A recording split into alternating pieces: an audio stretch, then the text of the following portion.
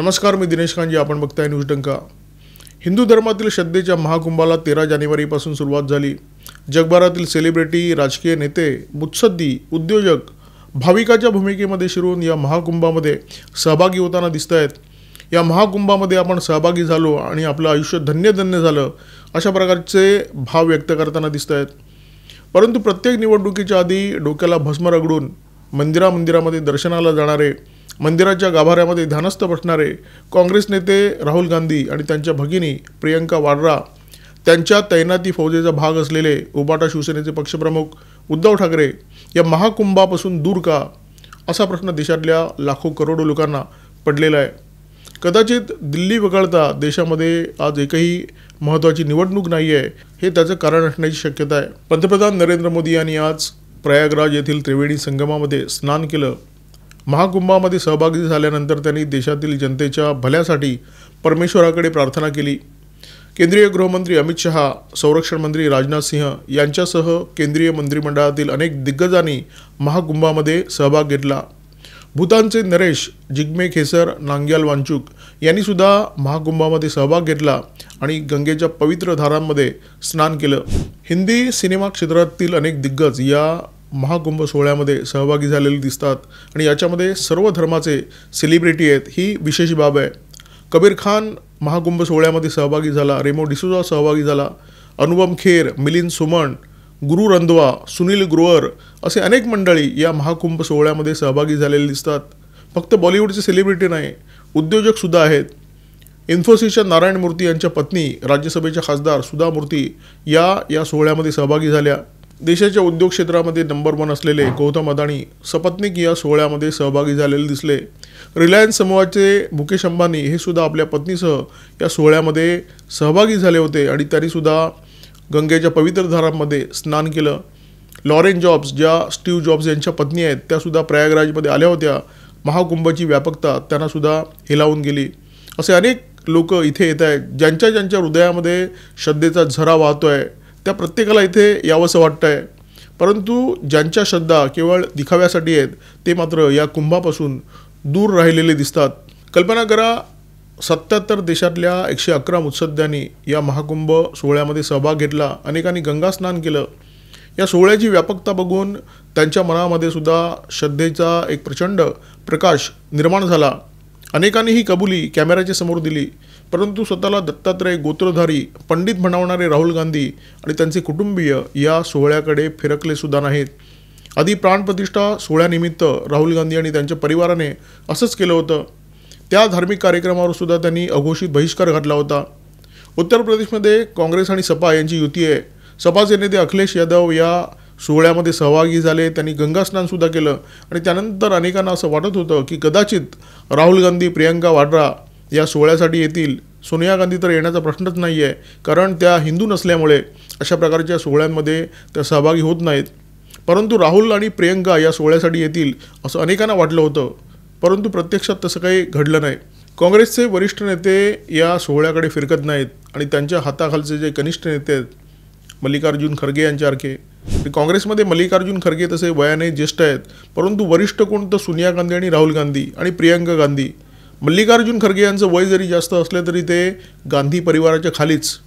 तर एका बाजूला गांधी परिवार या सोहळ्याकडे ढुंकून बघतसुद्धा नाही आहे आणि दुसऱ्या बाजूला मल्लिकार्जुन खरगे यांच्यासारखे नेते या सोहळ्याची यथेच्छ बदनामी करण्याचा प्रयत्न करत आहेत. म्हणजे तोच प्रयत्न जो रामलला प्राणप्रतिष्ठा सोहळ्याच्या वेळी काँग्रेसच्या नेत्यांनी अगदी भरभरून केला होता. मल्लिकार्जुन खरगे काल राज्यसभेत उभे राहून म्हणाले की महाकुंभ सोहळ्यामध्ये चेंगराचेंगरी होऊन हजारो लोक मेलेले आहेत. आणि जेव्हा राज्यसभेच्या सभापतींनी त्यांना खडसावलं आणि त्यांना विचारलं की पुरावे द्या, तेव्हा ते असं म्हणाले की माझी माहिती कदाचित चुकीची असू शकेल, तुम्ही मला खरी माहिती द्या, मी माझं विधान मागे घेईन आणि माफी मागेन. खरं तर खरी माहिती राज्य सरकारने आधी जाहीर केलेली आहे. राज्य सरकारने सांगितलं आहे की जी चेंगराचेंगरी झाली त्याच्यामध्ये 30 भाविक मृत्युमुखी पडले आणि 60 जण बेपत्ता आहेत. हीच अधिकृत माहिती आहे. तरीसुद्धा खरगे कांगावा करत आहेत की अधिकृत माहिती मला द्या, मग मी माफी मागेन. भारतामध्ये या महाधार्मिक सोहळ्याचं आयोजन केलं जात आहे. कोट्यवधी लोक या सोहळ्यामध्ये सहभागी होत आहेत. जगभरातून लोक इथे येत आहेत. त्यातले काही लोक श्रद्धेपोटी येत आहेत, काही लोक निव्वळ कुतूहलापोटी की 144 वर्षांनी आयोजित करण्यात आलेला हा सोहळा म्हणजे नेमकं काय प्रकरण आहे, महाकुंभ म्हणजे नेमकं काय आहे आणि देशभरातून कोणतंही निमंत्रण न देता कोट्यवधी लोक इथे एकत्र कसे येतात.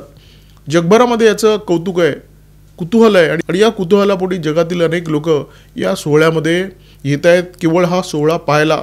परंतु काँग्रेसच्या नेत्यांना ना या सोहळ्याबद्दल श्रद्धा आहे, ना या सोहळ्याचं कौतुक आहे, ना या सोहळ्याबद्दल कुतूहल आहे. ही मंडळी कौतुक करणं तर दूरची गोष्ट फक्त या सोहळ्याच्या नावाने बोटं मोडताना दिसत आहेत. तुम्ही कधी काँग्रेस नेत्या सोनिया गांधी किंवा राहुल गांधी किंवा त्यांच्या भगिनी प्रियंका वाड्रा यांना एखाद्या पादऱ्याला मिशनऱ्याला भेटताना पाहिलं आहे का, एखाद्या मौलानाला भेटताना पाहिलं आहे का? त्यांच्या चेहऱ्यावर हास्य असतं, प्रसन्नता असते आणि अत्यंत आदराने ही मंडळी या लोकांशी चर्चा करताना आपल्याला दिसतात. महाकुंभच्या निमित्ताने देशभराच्या गिरीकंदरामध्ये राहणारे हजारो संत प्रयागराजच्या किनाऱ्यावर एकत्र आलेले आहेत. परंतु तिथे जावं या संतांचे आशीर्वाद घ्यावे हे या कुटुंबियांना अजिबातच वाटत नाही आहे. गंगेच्या पवित्र धारांमध्ये स्नान करावं, पुण्यपदरात पाडून घ्यावं असंही यांना वाटत नाही आहे. आस्थांच्या रंगामध्ये रंगण्याची इच्छा या कुटुंबियांमध्ये अजिबातच दिसत नाही आहे. कारण त्यांना माहिती आहे की या आस्था आपल्या नाही आहेत, या आस्थांशी या श्रद्धांशी आपला काडीचाही संबंध नाही आहे आणि त्याच्यामुळे या आस्थांशी श्रद्धांशी ते एक अंतर राखून वागताना दिसत आहेत. देशातल्या जनतेला आतापर्यंत लक्षात आलं असेल की यांना हिंदू आस्थांबद्दल आदर नाही आहे आणि या आस्थांबद्दल बनावट आदर दाखवण्याची त्यांना गरज वाटत नाही आहे.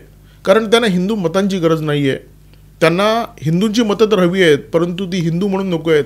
त्यांना ती जात म्हणून हवी आहेत, मराठा म्हणून हवी आहेत, बौद्ध म्हणून हवी आहेत, दलित म्हणून हवी आहेत, ओबीसी म्हणून हवी आहेत. परंतु हिंदू म्हणून त्यांना हिंदूंची मतं नको आहेत. कारण हिंदू समाज हा एकसंध पाहणं हेच मुळात त्यांना नको आहे. गेल्या काही वर्षामध्ये उद्धव ठाकरे यांचे रागरंगसुद्धा आपण पाहिलेले आहेत. प्रत्येक सभेमध्ये हे महाशय प्रश्न विचारत असतात की मी हिंदुत्व सोडलं आहे का. कारण हे एका वेगळ्या रंगामध्ये रंगलेले आहेत.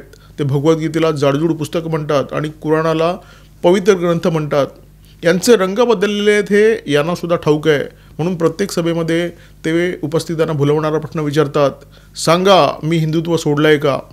उद्धव ठाकरे यांना हा प्रश्न विचारण्याची गरजच पडली नसती जर ते कपाळावर चंदन आणि गंधाचे तिलक रगडून प्रयागराजमध्ये दाखल झाले असते.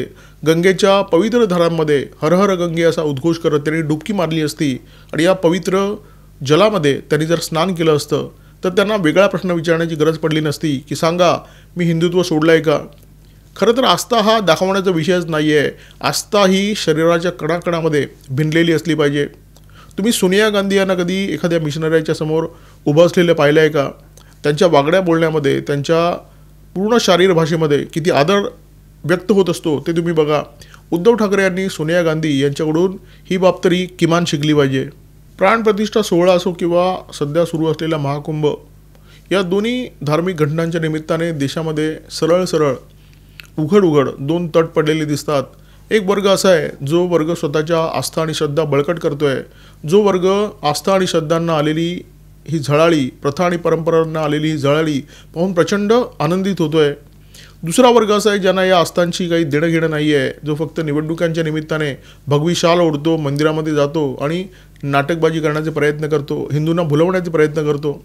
परंतु प्राणप्रतिष्ठा सोहळा आणि हा महाकुंभ या दोन्ही धार्मिक सोहळ्यांच्या निमित्ताने या मंडळींचे मुखवटे आता पूर्णपणे फाटलेले आहेत, अक्षरशः टराटरा फाटलेले आहेत. या ढोंगबाजांबद्दल तुम्हाला काय वाटतं? महाकुंभापासून दूर राहणाऱ्या या नेत्यांबद्दल तुमचं मत काय? कॉमेंट बॉक्समध्ये व्यक्त व्हा. या व्हिडिओमध्ये माझ्यासोबत होते videographer Ajay Kshirsagar, video editor Vaishnav Dubale. Video जर आवडला असेल तर लाईक करा, शेअर करा, आठवणीने सबस्क्राईब करा न्यूज डंका आणि बेल आयकॉन दबायला विसरू नका. नमस्कार आणि धन्यवाद.